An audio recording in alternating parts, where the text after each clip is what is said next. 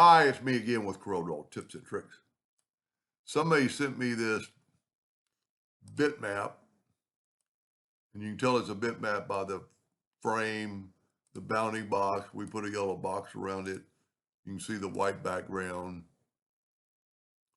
Anyway, they want to make a frame out of it, a pretty square frame. Square is always a little easier. And at first, when I looked at it, I was going, I don't know, but it worked. And for the one I'm doing it for, I reduced your bounding box quite a bit. Um, there it is when I brought it in. So with it selected, I went to I don't even know if this helps, but it's got to help Corel trace if it's smaller. So we're just going to trace it. I'm going to go to Trace Bitmap, Outline Trace, Clip Art, which is 99% of the time I do, and see the white right there. So I'm going to go up here and remove background from the entire image, and I'm going to say OK. And it traced it really good. The only way I can see to make a frame out of it would be to cut it in half. So I'm going to hit P to put it in the center of the page. Let me move this out of the way. And I'm going to take a 2-point line. You don't even have to cut it exactly in half. You know what? It would be easier if we just cut it. Well, I cut it in half exactly. Let's do this. Let's move the half here. And then they can decide what they want to do. Take the virtual segment delete key and do that right there, and then you have half of it. Now I want to get rid of that line, and I'm going to select it. I'm going to left click no fill, right click outline. Now I'm actually going to mirror this thing that way because I kind of want that pointing down. I'm going to Control D and make a duplicate of it, and then double click on the rotation and put the rotation just somewhere on that vein, and I'm going to rotate it 90 degrees. I'm getting the same thing I got before, this part right here. So let's try mirroring that. Whoop, still got my rotation on that. I like that swirly deal in the middle, but they might not like that. So then you could kind of come in here. That looks pretty good. So what we're going to do, and I'm just going to take away a few lines. I don't even have to take away the outside lines, but I want that to be, well, what did I do? Yeah, that's connected. I was thinking that wasn't connected, but it is. Now we got a little bump right there. This is going to look pretty good. Instead of welding it, I'm going to use a smart fill tool, and it filled it all in. Now that's a smart fill. I'm going to left click, right click in black now. You know, I don't know if this is going to be as good a frame. Maybe we'll do it two different ways. I'm going to Control D and make a duplicate while holding down the Shift key. It's a different look. It's not a square frame. Control D, grab that right there and just go like that. That's pretty cool. If we take it now and weld it, nothing's really touching. Let's make it yellow, take away the outline, and let's put this box on it. I like them both. I'm going to actually do the second one again.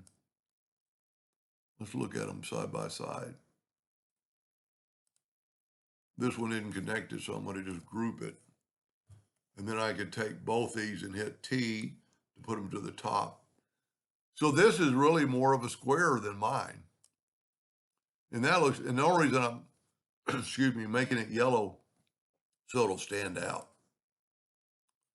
So I didn't save a copy. Excuse me. So I'm going to trace it again.